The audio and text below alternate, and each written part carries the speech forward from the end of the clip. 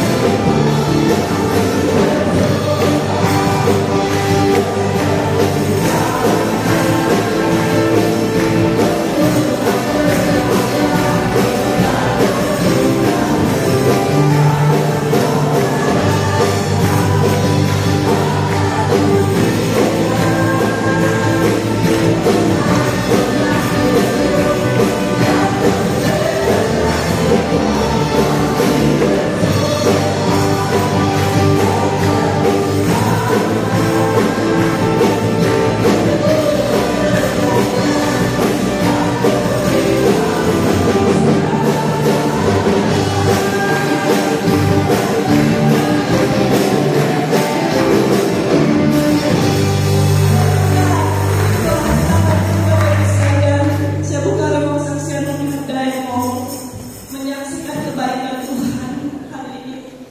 Ada saudara-saudara? Oke, jangan kan.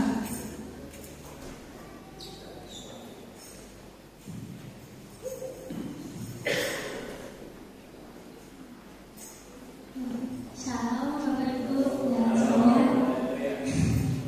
Ternyata tidak bisa menegangkan ini ya guys.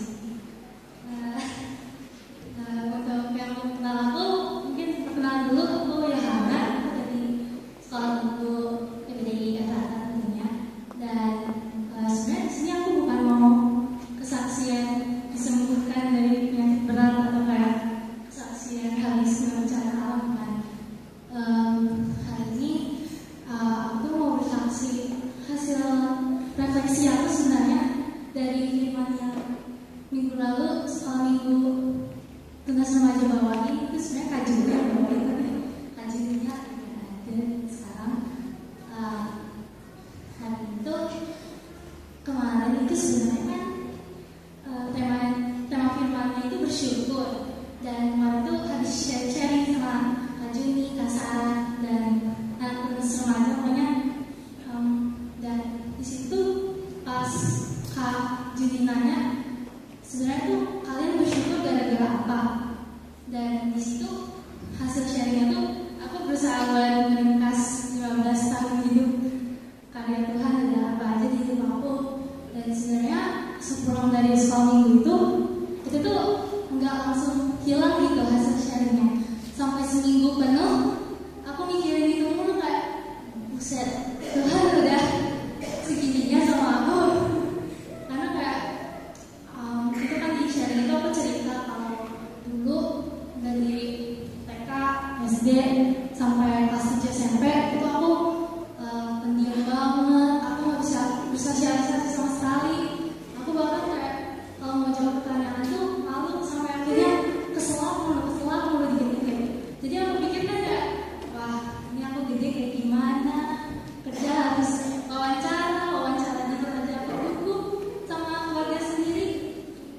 Jadi tapi sampai aku bertumbuh, aku udah kelas 1 SMA sekarang, itu aku ngerasain banget penyertaan Tuhan di hidup aku.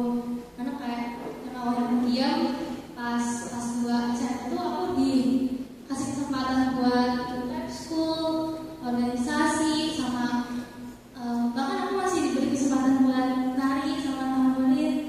Itu penyertaan Tuhan banget buat aku, karena sebenarnya kalau pendiam sama penyendiri itu kan rawan dibully ya.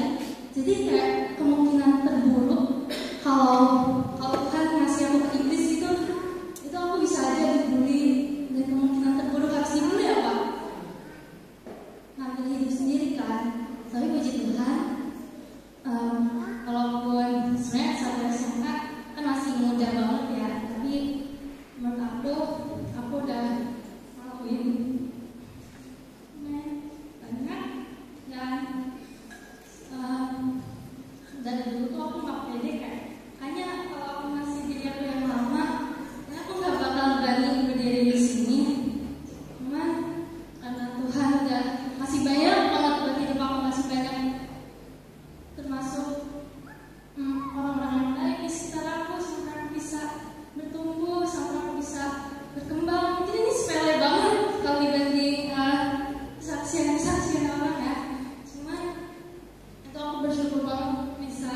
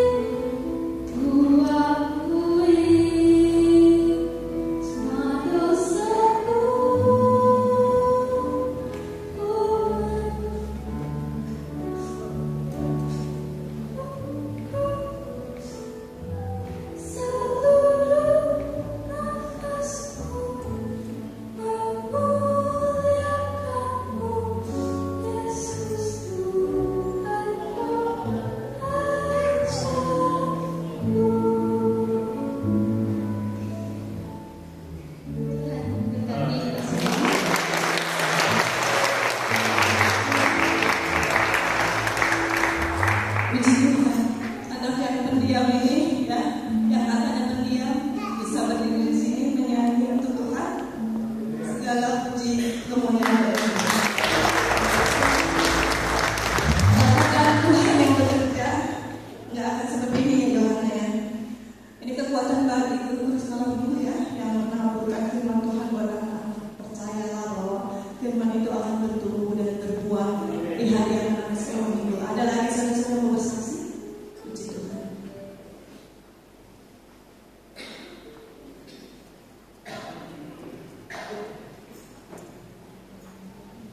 Selamat pagi, Bapak Ibu sekalian, semua yang sudah saya sekalian. Tahun ini saya berkesaksian, kebetulan akhir tahun kemarin juga ada kesaksian dari keluarga kami, saya juga berkesaksian. Mungkin waktunya saya untuk bersaksi. Terus saya minta izin sama Pak Agus buat kutip kesaksiannya dia waktu pas kaum pria kemarin. Jadi tahun 2003 tabungan uang saya juga sedikit sama Pak. Tahun 2004 juga masih tetap sedikit, tapi yang Tuhan yang saya saksikan, yang Tuhan memberikan banyak cara, sampai saksi yang pujian tadi tidak terduga, jalannya tidak terbatas, kuasanya. Tuhan menyediakan setiap apa yang saya butuhkan, yang keluarga kami butuhkan. Meskipun kadang mikir, aduh, kok usahanya lagi sepi banget, tapi ada aja, maksudnya Tuhan kasih tetap untuk bisa bertahan, bisa ada pemasukan atau apa. Terus kebetulan saya punya kelompok kecil yang dari SMA sampai sekarang kami masih sekarang sudah bersekutu. Setiap tahun sekali kami berkumpul untuk kita punya Natal sendiri, kita punya event kita sendiri. Dan kebetulan dan setiap tahun itu kami pasti saksian selama setahun bagaimana kami kehidupan kami saksian sambil kami saling mendoakan. Di situ waktu pas saya giliran saya kesaksian,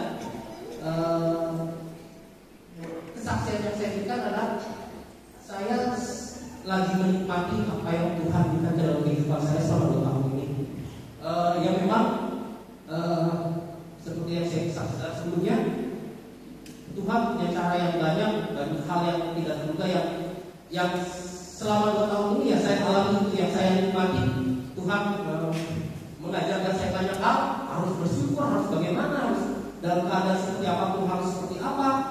Tuhan mengajarkan banyak hal dalam kehidupan saya selama 2 tahun ini, dan itu yang saya syukuri dan saya berikan kepada teman-teman saya dan minta doa untuk biar ke depan tetap masih bisa menikmati kasih Tuhan dalam kehidupan saya, menikmati setiap pengalaman apa yang Tuhan kasih ke dalam kehidupan saya. Dan kebetulan saya juga meminta dukungan doa.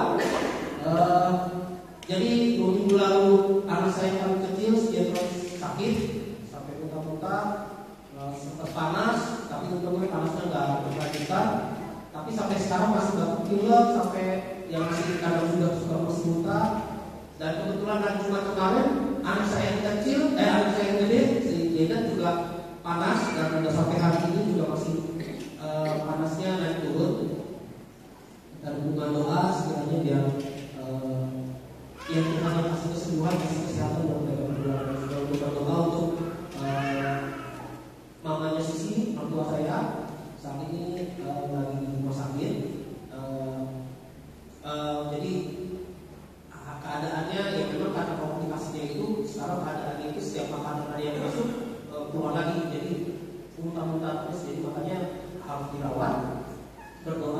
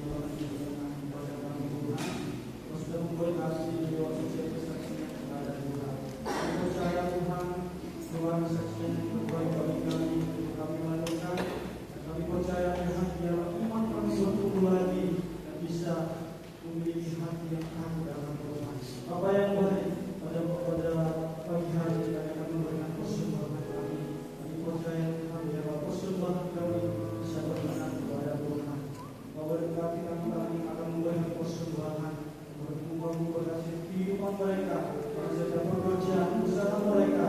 Dengan percaya setiap berkat yang Tuhan limpahkan dalam kehidupan kami. Kami mau ingin bersyukur kepadamu. Kami mau ingin menyerahkan setiap hidup kami untuk memuliakan. Terima kasih Bapa, menjadi segenap hidup kami dan sementara kami juga akan mendengarkan firman-Mu. Biarlah firman-Mu menjadi dalam kehidupan kami. Yang menjadi kehidupan kami Tuhan dan juga persembahan kami yang di dalam nama Tuhan Yesus. Puji Tuhan, kita akan sekarang kita nyanyi lagi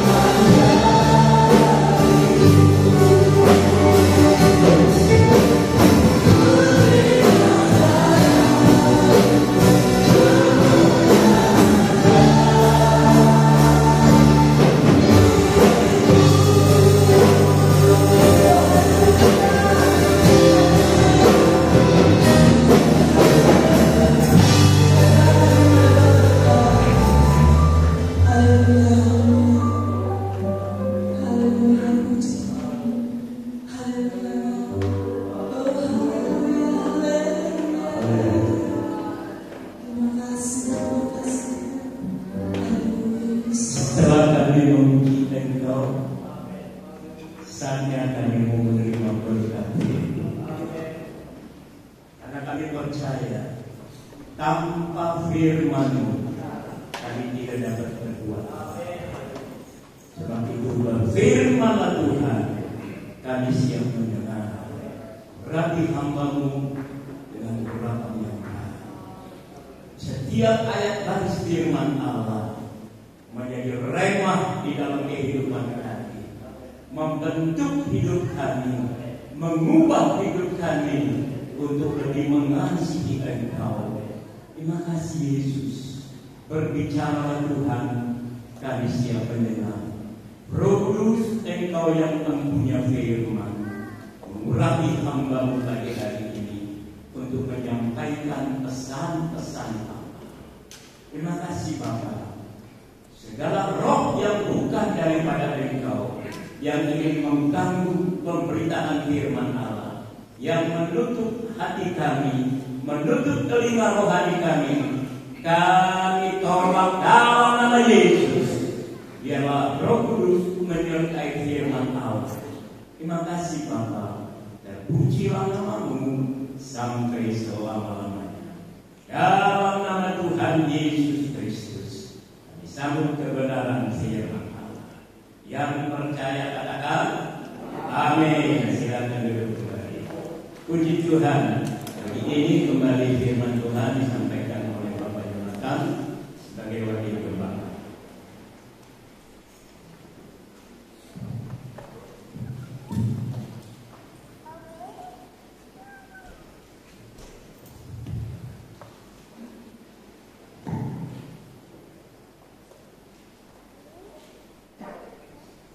Haleluya. Haleluya. Puji Tuhan, kita bersyukur pagi hari ini. Luar biasa, kita sudah menaikkan pujian kita tadi. Yang terakhir berkata, Aku punya Tuhan yang besar. Amin. Yang telah berjanji dan sanggup. Saudara percaya pada janji Tuhan? Percaya pada janji Tuhan? Pagi ini kita mau dengar janji Tuhan. Mari kita buka Alkitab kita.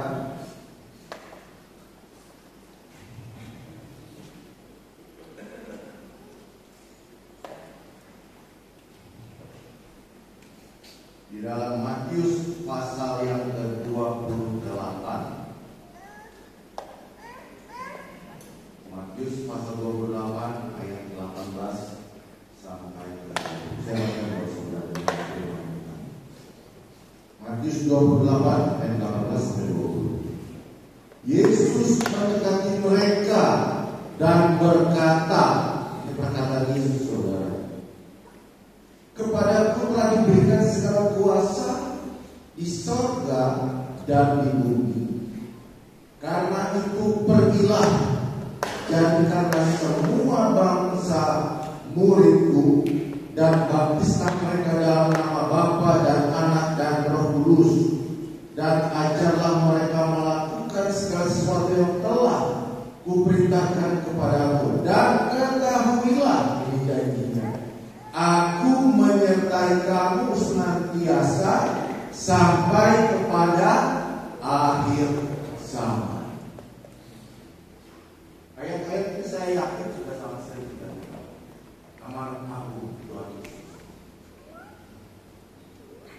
yang mengawali tahun 2025 ini, saya rasa kita perlu memiliki suatu pedoman untuk bisa menjalani tahun ini. Kita sudah bicara di kaum pria hari Jumat yang lalu. Untuk apa sih Tuhan memanggil kita? Untuk apa dia jalan? Kamu telah dipanggil untuk apa? Kaum pria masih ingat? Untuk apa kita dipanggil menjadi orang Kristen? Pertama, untuk menjadi kaum pria itu baru Jumat satu, baru 2 hari kita lupa. Pertama kita dipanggil untuk menjadi satu tubuh. Kita harus saling mengasihi dan saling melayani. Kedua, kita dipanggil untuk meneladani Kristus menderita karena kebenaran, bersaksi. Ketiga, kita dipanggil untuk pada menerima berkat apa? Satu duanya lupa, tiganya menerima berkat. Ingat.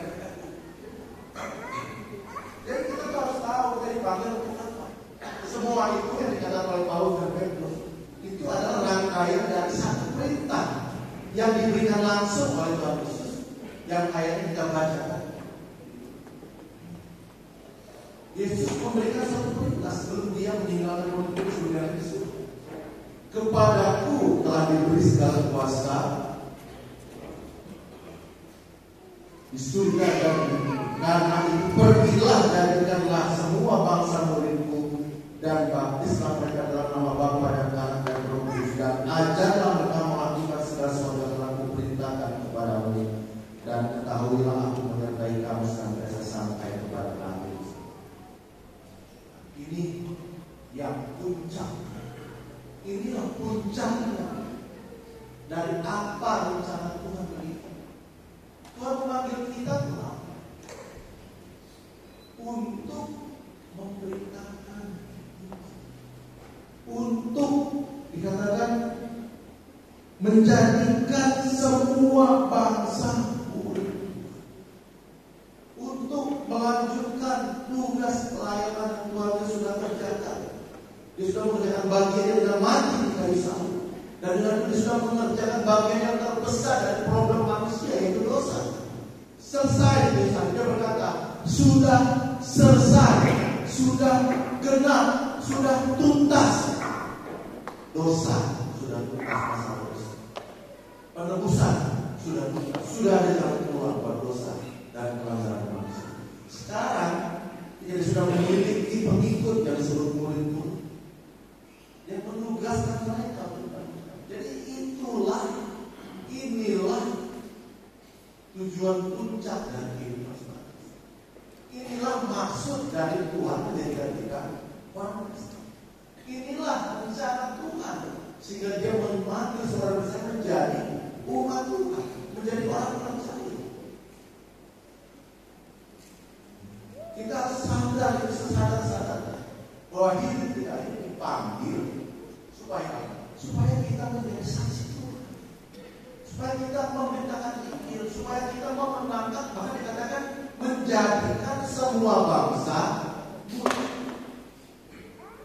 Ini harus disadari karena kita melihat pada hari terakhir ini, apalagi kalau kita melihat di kota-kota besar, kekristenan itu sepertinya sudah mati suri.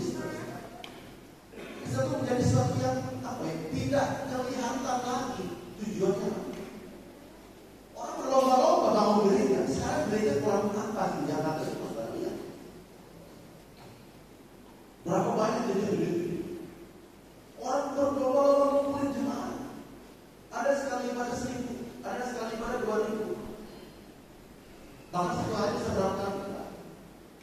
Lomba bangun gereja besar-besaran, buka cabang sana sini. Apakah itu gak baik? Baik-baik saja, bagus. Tapi karena konsentrasi ada satu yang luput. Bahwa perintah Tuhan itu adalah untuk menjadikan semua bangsa murid. Bukan cuma sekedar menunjukkan prestasi-prestasi di dalam kegiatan rohani yang sepertinya luar biasa. Saya kadang berpikir, apa itu Pak gede-gede di Jakarta buka satu, Jakarta Barat buka satu. Ini harus buka lagi, di Depok ada lagi. Untuk apa coba buka gereja banyak-banyak? Kalau cuma pindahin di Magelang, ngapain gereja tidak? Iya kan, buka gereja baru di sini. Jangan ada gereja lain kita ada, jemput-jemput. Untuk apa? Kamu kita besar-besar hanya pindahin Jumat gereja ini. Untuk apa? Gereja yang bagus, yang mewah, dilengkapi sound system, kalau media multimedia yang luar biasa. Kalau masuk sana orang seperti terhipnotis, masuk fasilitas. Apa itu tidak baik? Oke, baik. Pada saran umum kita memberi yang terbaik kepada. Kan kalau sekarang kebanyakan orang dari waktu jual juga mengambil itu menjadikan semua bangsa murid. Bukan cuma sibuk minta-minta jemaat dari desa itu dari yang lain. Kalau dia sudah punya 20 jemaat yang dibaptis di Depok, buka cabang di Depok. Kalau sudah buka cabang itu naik jemaat untuk apa? Itu suatu yang sudah hilang. Kita berlomba-lomba merayakan Natal, berjuta-juta dana Tuhan. Bahkan kalau gereja besar ratusan juta.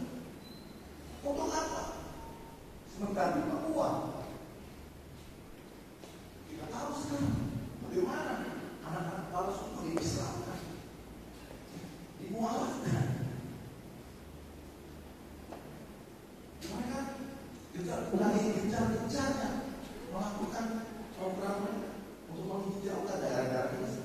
Sementara kita di Jakarta duitnya sibuk dihabisin untuk pesta. Ini yang saya bilang, gereja itu sudah kehilangan atau sudah nggak dengar lagi perintah Tuhan. Yesus ketika disebut berangkat ya, di dalam Kisah Para Rasul 1 ayat 8, dia berkata, tetapi kamu akan menerima kuasa kalau Roh Kudus turun ke atas kamu, dan kamu akan menjadi saksiku di Yerusalem dan di seluruh Yudea dan Samaria dan sampai ke ujung bumi. Ayat 9. Sesudah ia mengatakan demikian, terangkatlah ia disaksikan oleh mereka, dan awan menutupnya dari mana. Kata-kata terakhir Yesus, kamu akan menerima kuasa, menjadi saksiku di Yerusalem, di Yudea, Samaria sampai ke ujung bumi. Jadi ingat, wasiat Tuhan Yesus sebelum dia naik ke surga adalah supaya kita menjadi saksi Tuhan sampai ke ujung bumi. Ini yang banyak kali lupa, yang banyak kali dilalaikan dan dilabaikan. Mereka sibuk dalam urusan-urusan gereja, sibuk dalam urusan organisasi, tapi lupa perintah Tuhan Yesus. Kalau kita baca di dalam ketiga Injil Sinoptik, perintah ini disampaikan, dituliskan oleh penulis kitab Sinoptik, yaitu Matius, Markus, dan Lukas. Dan kemudian ditulis lagi di dalam Kisah Para Rasul 1 ayat 8 kita baca. Perintah untuk mengabarkan Injil, perintah untuk menyelamatkan atau menjadikan semua bangsa. Coba kita perhatikan dengan sesama ayat yang kita baca. Kita mulai dari kita baca tadi. Itu masing-masing punya penekanan sendiri-sendiri. Kenapa sampai dituliskan berkali-kali? Tadi kita baca ayat 28 Matius ayat 18 dimulai dengan apa? Saudara perhatikan. Kalimatnya dimulai dengan Yesus mendekati mereka dan berkata, perkataan Yesus, kepadaku telah diberikan segala kuasa di surga dan di bumi. Dia memulai dengan kepadaku telah diberikan segala kuasa di surga dan di bumi. Siapa yang memberi Yesus kuasa segala kuasa di surga dan di bumi? Siapa yang memberi Yesus? Allah Bapa. Allah Bapa memberi Yesus segala kuasa di surga dan di bumi. Karena itu Yesus berkata, pergilah, beritakan. Ayat ini berkata tentang peranan Bapa dalam perintah perkabaran gede. Allah Bapa memberi kuasa kepada Kristus, dan Kristus memerintahkan murid-muridnya memerintahkan. Kemudian tadi kita baca, sekarang kita baca juga di dalam Lukas. Tadi kan Matius, sekarang Lukas. Lukas pasal yang ke-24 ayat yang ke-46 mulai. Katanya kepada mereka, perhatikan. Kita mulai ayat yang 45 dari Lukas. Lalu Yesus membuka pikiran mereka sehingga mereka mengerti kitab suci. Katanya, kata Yesus kepada mereka, ada tertulis demikian, Mesias harus menderita dan bangkit dari antara orang mati pada hari yang ketiga, dan lagi dalam namanya, nama Mesias, nama Yesus, berita tentang pertobatan dan pengampunan dosa harus disampaikan kepada segala bangsa, mulai dari Yerusalem. Pada ayat ini kita perhatikan apa yang ditekankan di sini. Mesias. Apa yang ditekankan di sini? Mesias dalam namanya, dalam nama Mesias, dalam nama Yesus. Ini bicara tentang Yesus, peran Yesus di dalam perintah mengabarkan. Kemudian kita baca yang ketiga. Tadi kita sudah baca juga di dalam Kisah Para Rasul 1 ayat 8. Tetapi kamu akan menerima kuasa kalau Roh Kudus turun ke atas kamu, dan kamu akan menjadi saksiku di Yerusalem, Yudea, Samaria sampai ke ujung bumi. Ini bicara tentang peran Roh Kudus. Jadi kita mulai berberita kabar Injil itu, di situ seluruh pribadi Allah, oknum Allah terlibat. Allah Bapa memberi kuasa kepada Yesus. Mesias membuka pikiran dikatakan. Firman membuka pikiran sehingga orang mengerti bahwa dalam nama Mesias berita Injil yang disampaikan. Kemudian di dalam kita baru dikatakan Roh Kudus memberi kita kuasa, memberi jemaat kuasa sehingga kita mampu jadi saksi. Kita lihat di sini bahwa dalam ayat yang kedua ketiga pribadi oknum Allah terlibat dalam perintah untuk memberitakan Injil. Perintah untuk ini adalah satu perintah yang sangat kuat, yang sangat penting, yang sangat mendasar. Jangan sampai kita melupakannya. Makanya kita menjadi jemaat, jadi umat Tuhan, ya, kita harus kembali kepada perintah Tuhan. Jangan sampai sepanjang tahun ini kita membuat program, buat acara, membuat kegiatan segala sesuatunya, tapi kita lupa yang Tuhan suruh itu apa sebenarnya. Kayak ada satu cerita yang dijelaskan tentang seorang anak yang disuruh ibunya belajar warung. Nah, nanti ke warung beli ini ya, tapi nggak dicatat.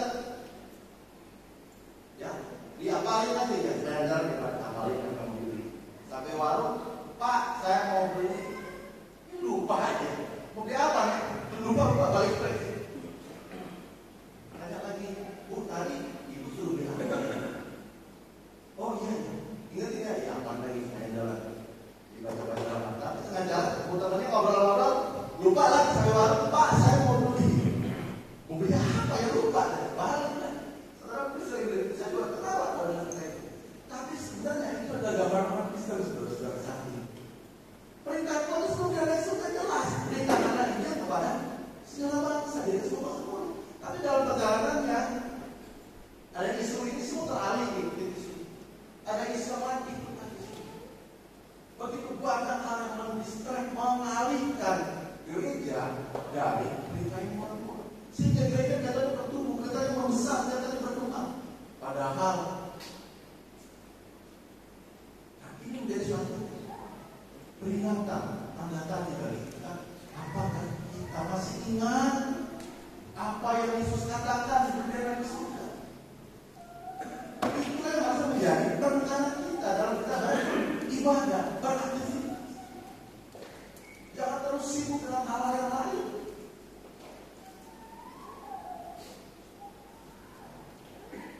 Bahkan ada sibukan lain musik berjatuh anak situ, sana sini itu lain sebagainya. Terjadi perselisihan pertengkaran, bahkan perpecahan. Saudara, kalau kita baca tadi, ya, apa yang Tuhan Yesus katakan itu, semua di dalam perintah itu terkandung janji. Tadi kita sudah baca dalam Matius dikatakan, ketahuilah aku menyertai kamu sampai akhir zaman. Jadi kalau kita mau memberitakan Injil, melakukan firman Tuhan menyertai sampai akhir zaman. Itu dikatakan di dalam Matius. Coba kalau kita baca di dalam yang Lukas, mungkin yang lebih baik kita baca yang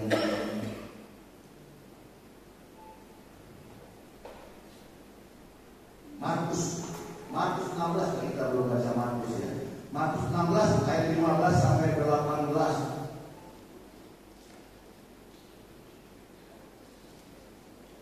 Lalu ia berkata, Yesus berkata kepada mereka, pergilah ke seluruh dunia, beritakan ini kepada segala makhluk. Siapa yang percaya dan dibaptis akan diselamatkan, tetapi siapa yang tidak percaya akan dihukum. Tanda-tanda ini akan menyertai orang-orang yang percaya. Mereka akan mengusir setan-setan demi namaku. Mereka akan berbicara dalam bahasa yang baru bagi mereka. Mereka akan memegang ular dan selalu pegang minum racun maut. Mereka tidak akan mendapat celaka. Mereka akan meletakkan tangannya ke orang sakit dan orang sakit akan sembuh. Tuhan berjanji kalau kita memberitakan ini, mujizat-mujizat begitu. Mujizat begitu. Tadi Matius, aku menyertai kamu sampai akhir zaman. Markus, kamu akan membuat banyak-banyak mujizat. Bahkan dikatakan minum racun sekalipun tidak mati. Jadi kita melihat di sini, tadi di dalam pertama, kamu memerlukan kuasa. Jadi kurang apa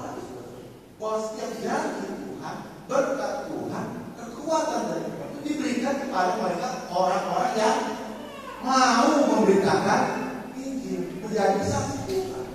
Bukan dipakai untuk memuaskan diri sendiri, bukan untuk kepentingan diri sendiri.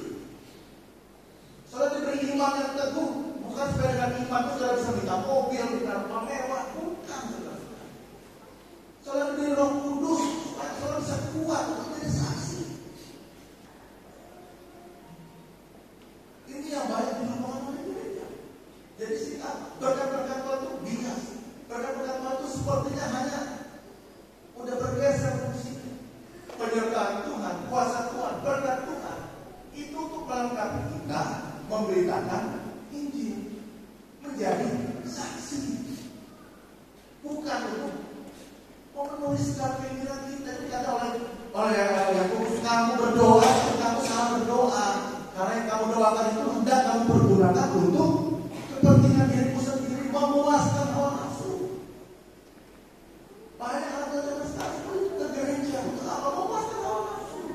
Berdoa, minta Tuhan tentang, minta Tuhan beri saya ini, minta Tuhan tolong saya. Semua hanya untuk saya. Padahal Tuhan berkata, kalau kamu mau memberitakan diri, gak usah khawatir.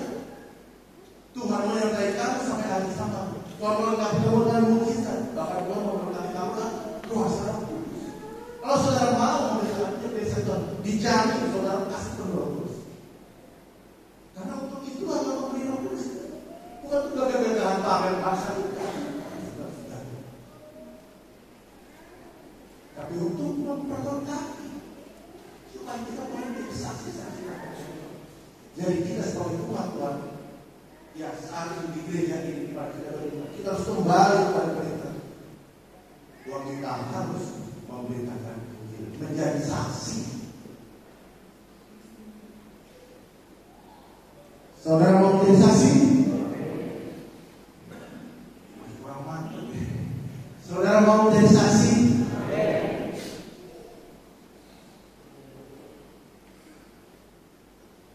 Enggak mudah, saudara-saudara.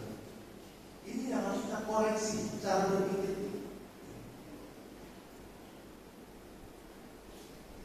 Mengapa kita ibadah begitu, begini, terus bertahun-tahun tidak ada perubahan? Karena kita sibuk sama diri kita sendiri. Kita lupa perintah kita. Makanya berkat Tuhan seret. Mujizat-mujizat Tuhan hampir tidak ada. Kuasa Roh Kudus sudah sendiri. Kita semua sibuk sama diri kita sendiri. Rumah tangga saya, keluarga saya, usaha saya, pekerjaan saya, semua untuk saya. Kita lupa berita Tuhan. Pergi beritakan, jadikan semua bangsa murid. Di Markus itu keras sekali. Penekanan itu sangat jelas pada apa action. Kalau di Markus itu bisa tentang peran Bapa dalam perintah mengabarkan Injil. Kalau di dalam kisah orang bicara tentang peran Roh Kudus dalam perintah mengabarkan Injil. Di dalam Lukas peran dari anak atau Yesus atau Firman dalam mengabarkan Injil. Di Markus itu penekanannya pada apa? Pada action. Kita baca kembali Markus 15. Lalu ia berkata kepada mereka, pergilah, dari orang lain, pergilah ke seluruh dunia, beritakan kepada segala makhluk. Ini artinya apa? Pokoknya beritakan. Makanya dulu segala makhluk, bukan berarti kita menjadi kucing, bukan. Ini saat penekanan itu hanya pada actionnya. Pergilah. Jangan ngomong doang, jangan berdiskusi doang, jangan berwacana doang. Pergi, action. Maka mujizat menyertai orang yang mau. Nah, kita mau nggak pergi? Mau nggak bersaksi? Mau nggak memenangkan semua? Itu harus kita pikirkan. Selama ini kita di gereja sibuk dengan diri kita sendiri. Yang penting kita di gereja. Yang lain menjadi saksi gampang. Dalam arti bisa dilakukan. Karena apa? Perintahnya tidak dengan jelas tadi dalam Matius tadi karena apa?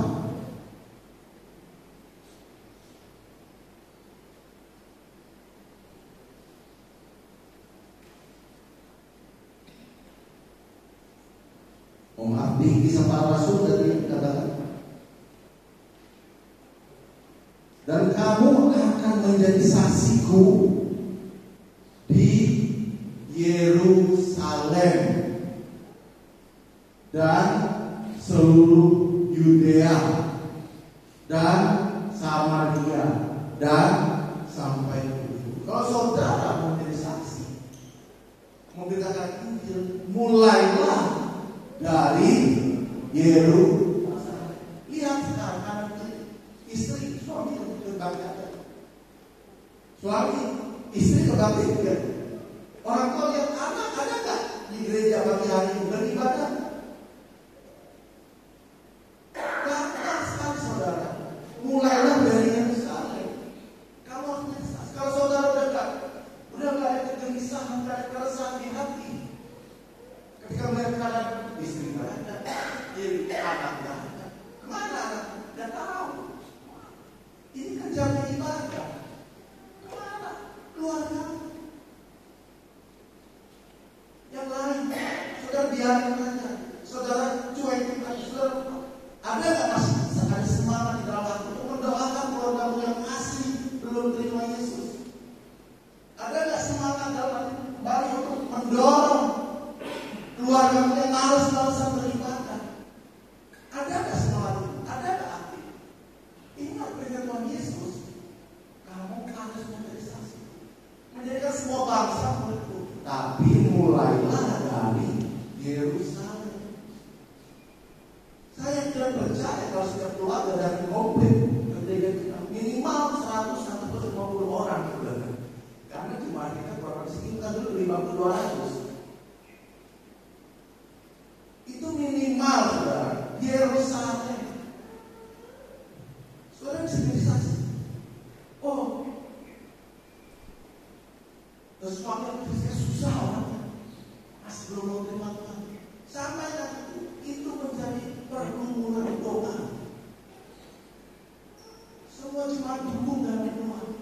Kalau ada keluarga kita yang sudah terima Yesus dan kita rindu mereka boleh terima Yesus, itu pokok doa yang paling penting. Itulah prestasi anak-anak Tuhan. Kalau dia bisa menjadi saksi, memberitakan Injil, mengangkat jiwa-jiwa, mulai dari Yerusalem. Pagi hari firman Tuhan disampaikan. Masih awal tahun, masih bulan Januari. Kalau masuk itu masih gosok kaki digeser. Belum lambat. Ingat, kita harus menjadi saksi. Mulai dari Yerusalem. Kalau saudara ingat firman Tuhan dari hari ini, saya yakin bangku-bangkunya akan berhenti. Masalah kadang-kadang seperti mengganggu. Udahlah, kita udah gede. Udahlah, dia mau dapat di firman. Udahlah, biar urusan dia sendiri, mau gereja mau enggak. Kan dia udah tahu firman Tuhan. Jangan, saudara, menjadi saksi mulai dari Yerusalem. Juga saudara, saudara harus perhatikan Yerusalem saudara, keluarga saudara. Pastikan kita semua sama-sama beribadah. Tiga suruh berkata, terserah kamu mau berjumpa kepada Allah yang, tapi aku dan seisi rumahku kami akan menyembah Tuhan. Sekali Yerusalem baru Yudea. Keluarga besar kita, extended family, sepupu, ipar, dan sebagainya. Kita harus menjadi saksi bagi mereka. Kita harus menarik mereka. Jiwa-jiwa kita harus kita perhatikan. Jangan kita abaikan. Jangan kita pergumulan kita hanya masalah besok makan apa, besok beli apa, besok ganti baju model yang mana, besok mau ganti mobil yang mana. Kalau kita selalu berkumpul soal seperti itu, yakin kita tidak akan pernah bisa berkumpul. Baik secara individu maupun secara jemaat. Tapi kita berpikir bagaimana? Gimana ya cara saya mau menangkan ipar saya, cara saya mau menangkan sepupu saya, cara saya mau menangkan orang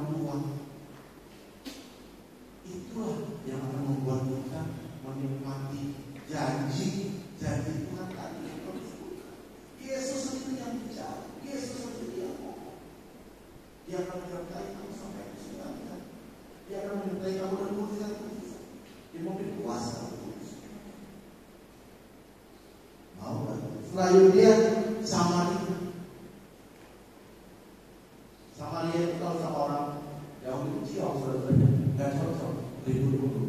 Orang Yahudi ketemu orang Nasrani lemos. Orang Samaria ketemu orang Yahudi juga lemos. Karena konflik yang panjang ceritanya. Baru kita bisa bersaksi kepada orang-orang yang di luar lingkungan kita terdekat. Pada orang-orang yang mungkin mengejek kita dan cuma orang Kristen apaan, soal suci. Nah, itu sama yang saudara harus menjadi saksi dan memenangkan mereka. Setelah itu baru bicara publik. Sekarang kita jangan mau bersaksi kemana-mana, mau tinggal keluar daerah atau keluar negeri. Kalau di gereja sendiri kita nggak bisa menjadi saksi dan menginjili keluarga kita dan Yerusalem. Masalahnya ada nggak semuanya? Kalau semua itu harus ada, karena itu perintah Tuhan, saudara-saudara. Saudara nggak bisa abaikan itu. Saudara baca di dalam Yohanes 15 ayat 16.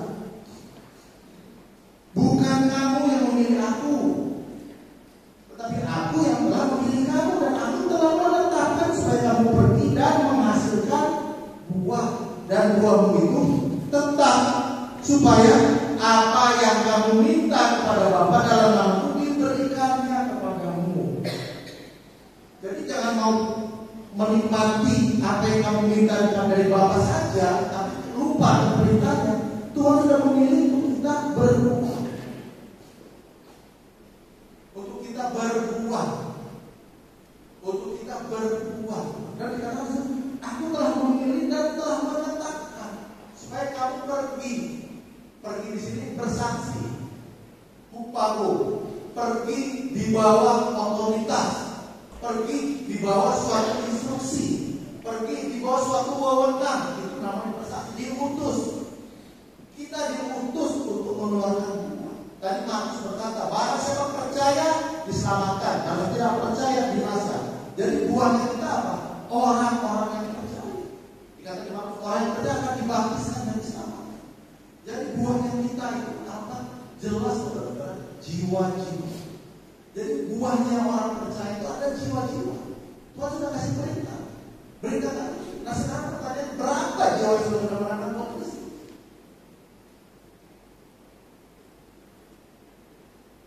Berapa jiwa yang sudah mengenal Tuhan Kristus?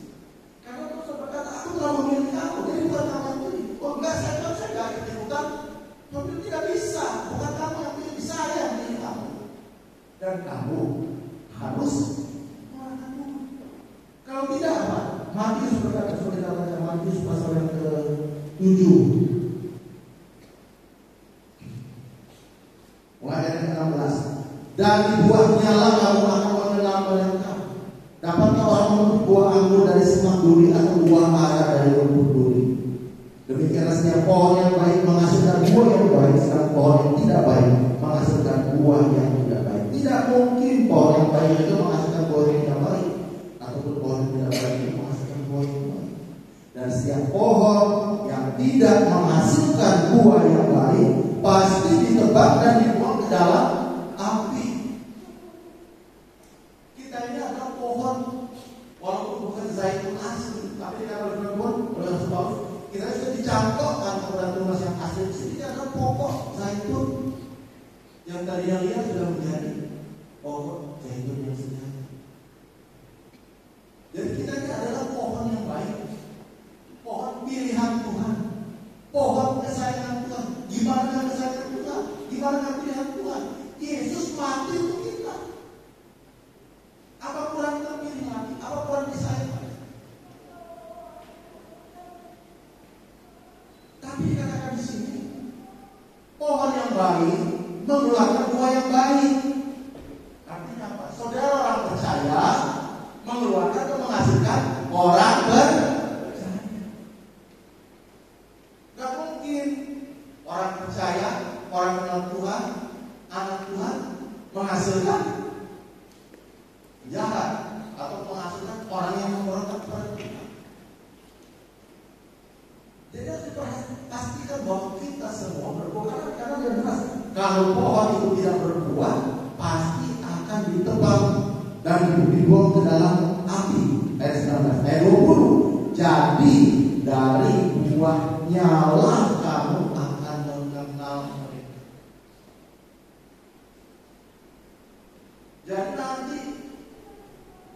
Tuhan sendiri ngomong bahwa Tuhan akan mengenal kita dari buahnya. Bukan dari pohon cabang rantingnya lebat, daun-daunnya yang hijau. Tuhan mengenal kita dari buah. Kalau saudara baca terus ayat ini, saudara akan sampai kepada ayat yang ke-22. Itu ayat yang sangat terkenal, langsung kita baca. Pada hari terakhir banyak orang akan berseru kepadaku, Tuhan, Tuhan, bukan kami bernubuat demi namamu, mengusir setan demi namamu, mengadakan mukjizat demi namamu juga. Pada waktu itu aku akan berterus terang kepada mereka dan aku berkata, perhatikan, aku tidak pernah mengenal. Tadi di atas Yesus berkata apa? Pohon dikenal dari. Mengapa Yesus tidak kenal? Ini orang buat mukjizat, ini orang mengusir setan, ini orang bikin berita besar, ini orang kaya yang luar biasa. Karena dia tidak bawa hidup, tidak ada buahnya, percuma. Tuhan bilang tidak kenal. Jadi semua aktivitas rohani, Tuhan saya singer dari umur 20 sampai sekarang. Tuhan saya WL, Tuhan saya main musik dari masih remaja sampai sekarang bertujuh. Tuhan tak peduli itu. Yang Tuhan mau lihat buahnya. Karena Tuhan bilang dari buahnya pohon itu dikenal. Orang bertobat, orang percaya, buahnya orang percaya. Hati-hati saudara-saudara, jangan kita terlena oleh dunia ini, oleh kesibukan di dunia ini, oleh hiruk pikuk. Kalau kita baca deskripsi ayat 20, kira-kira siapa itu orang yang berseru-seru kepada Tuhan? Kami bernubuat demi namamu, kami mengusir demi namamu. Orang banyak ini tidak mungkin orang awam, saudara-saudara. Tidak mungkin jemaat biasa yang disebutkan dideskripsikan di ayat 20. Ini pasti minimal aktivis gereja. Kalau jemaat biasa tidak urusan saja sama usir-usir setan atau membuat mukjizat. Tapi kalau Tuhan nggak peduli, nggak peduli. Kalau Tuhan nggak kenal, ini siapa? Ngaku-ngakunya pelayan, tapi tidak ada buahnya. Nggak kenal saja. Tuhan nggak kenal, saudara. Pastikan mulai sekarang saudara menghasilkan. Karena kalau saudara tidak menghasilkan buah, percuma saudara. Keluar duit banyak. Kan saya sudah diubah gereja. Kan saya sudah bantu pekerjaan Tuhan. Buahnya mana? Buahnya. Kita nggak seperti lagu Bruli Maratika. Daun buah semangka daun sini itu ada apa? Kalau buahnya semangka. Kita adalah orang yang sudah buahnya harus menghasilkan orang. Jadi menginjil misi itu adalah tugas pokok orang percaya. Dan kalau saudara mengabaikan perintah itu, akhirnya nanti saudara sendiri akan menyesal. Karena Tuhan tidak kenal, tidak kenal. Saya yakin kita semua pasti bisa berbuat. Minimal kalau saudara menikah, saudara punya anak, itulah buat saudara. Pastikan anakmu menjadi orang percaya. Tadi itu bisa dilihat. Pasti orang tuanya, bangga pakai senyum-senyum dia bangga. Pastikan Tuhan kasih kepercayaan kepada, pastikan minimal anakmu menjadi orang yang percaya. Nanti dikatakan dari Yerusalem, dari keluarga, pastikan minimal kamu berbuah di dalam keluarga, rumah tangga beres, anak istri semua menjadi orang percaya. Itu minimal. Yerusalem, baru Yudea, Samaria, baru kita bicara. Sekarang ini penginjilan itu tidak kembali, saudara. Kalau dulu orang-orang dari Eropa, Amerika ke Indonesia, sekarang orang-orang dari Indonesia yang menginjil ke sana. Di Australia saya tahu di Melbourne ada 7 GBDI. Yang sekarang ya memang ada masalah organisasi lah pekerjaan ini. Tapi minimal di sana ada 4 yang sudah ditanggiskan. Saya tahu persis waktu saya di sana, saya tahu. Anak saya salah satunya beribadah di gereja saya. Baru di Melbourne, belum di kota yang lain. Di Eropa banyak. Amerika dan juga di Omong sudah ada sekolah kita biasa banyak. dari Indonesia. Bahkan saudara di Abu Dhabi ada di GBI.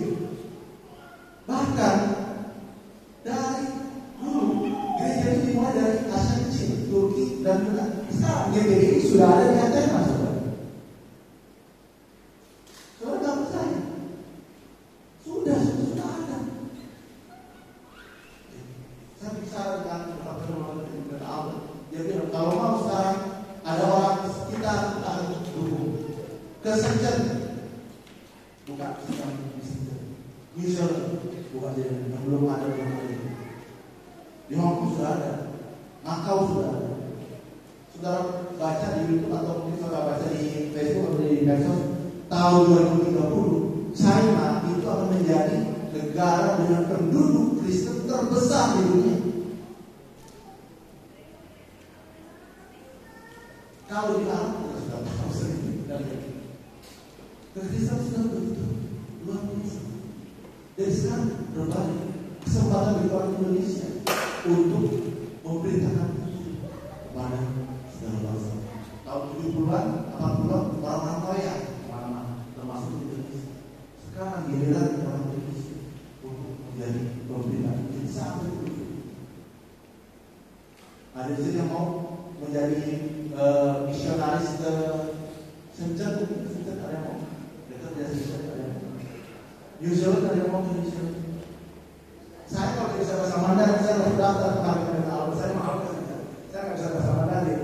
Inggris mau kita ambil saja, percuma bisa bahasa Inggris. Di sana nggak ada yang bisa bahasa Inggris. Saya udah berapa kali ke sana.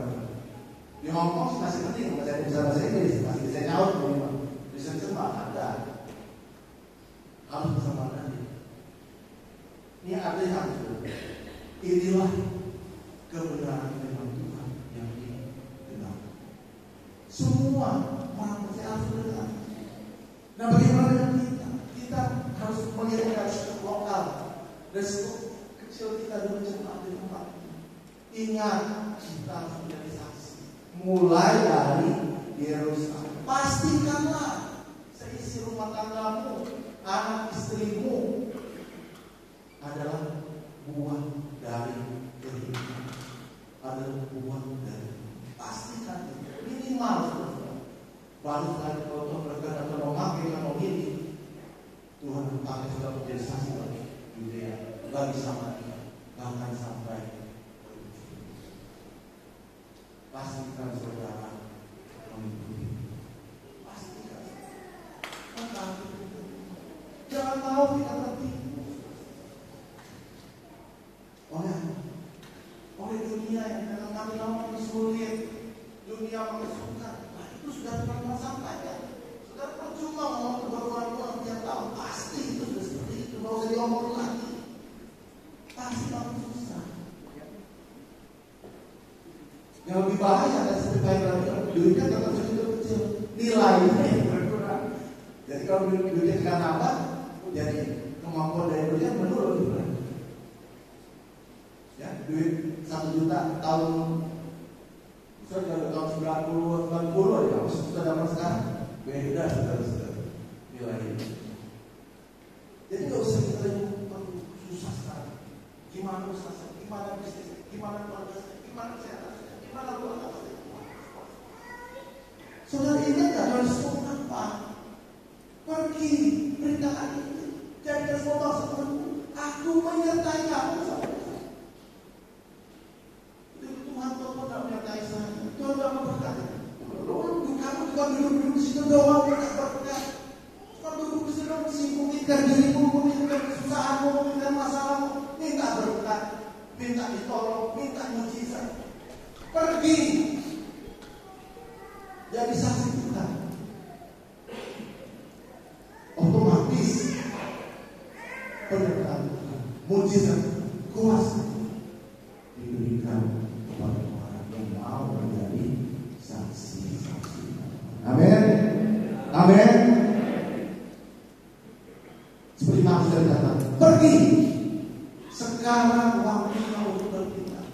Bukan waktunya untuk berdiskusi, membahas, berwacana. Bukan, saudara-saudara. Pergi. Karena sudah waktu sudah semakin dekat. Kalau tidak sekarang, kapan lagi saudara mau? Kapan berita Tuhan ini menjadi saksi?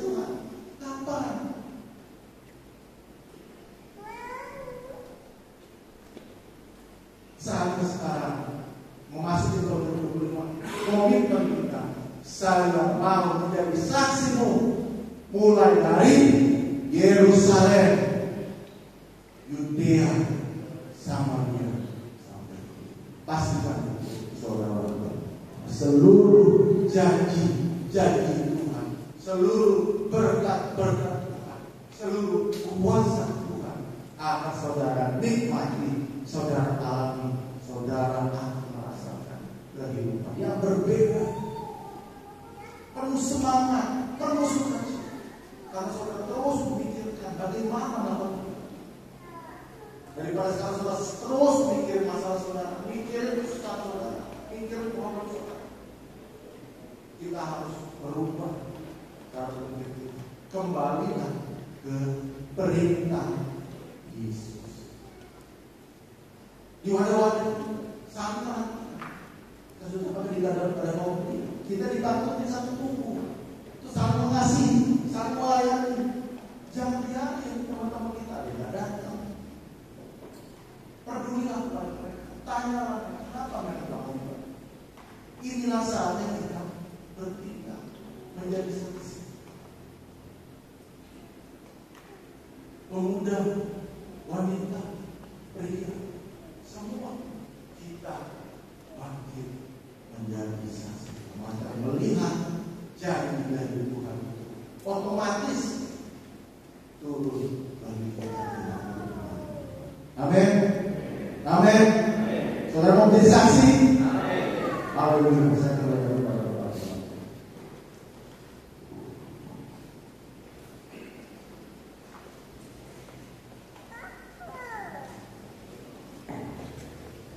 Haleluya. Siapa yang mau jadi saksi? Angkat tangan.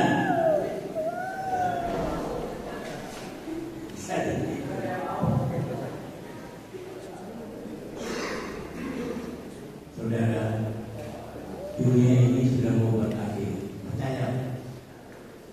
Ya, itu sebabnya mari kita pergunakan waktu yang. Saudara, firman Tuhan katakan satu harinya Tuhan itu 1000 tahun. Jadi kalau kita hitung-hitung, kalau kita bisa hidup sampai 70 tahun, berarti umur kita di hadapan Tuhan itu cuma 1,5 jam. Saudara, apa yang bisa kita buat dalam waktu 1,5 jam? Saudara pikir sendirilah. Kira-kira apa yang bisa kita buat? Itu sebabnya saudara sekalian, jangan lagi jadi anak Tuhan yang santai, yang masa bodoh. Ingat, kita harus bersaksi tentang Yesus. Saudara masih ingat si Memoran yang dulu ibadah di tempat kita? Sekarang dia sudah jadi gembala, saudara sekalian. Ya, di bawah tempat usahanya, kantornya di atas dia bikin tempat ibadah. Kenapa bisa begitu, saudara sekalian? Karena memang sekaranglah saatnya kita menjadi saksi. Jangan main-main lagi, saudara sekalian.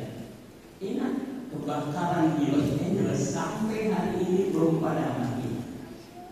Kenapa? Pernah nggak saudara berpikir? Amerika kurang apa sih? Teknologinya luar biasa canggih, pakai helikopter, pakai segala bahan kimia. Sampai saat detik ini api masih menyala. Kita nggak pernah pikir kan? Jadi seperti khotbah tadi, kita yang mikirin diri kita sendiri, mikirin usaha kita, mikirin bisnis kita. Kita lupa Tuhan sudah mau datang. Kalau Yesus sudah datang, semua tidak ada arti. Tidak ada arti apa-apa. Oleh sebab itu mari kita mau sungguh-sungguh, ya. Carilah kerajaan Allah dan kebenarannya. Semuanya akan Tuhan tambahkan. Mari kita bangkit. Yesus, aku cinta kepadamu. Yeah.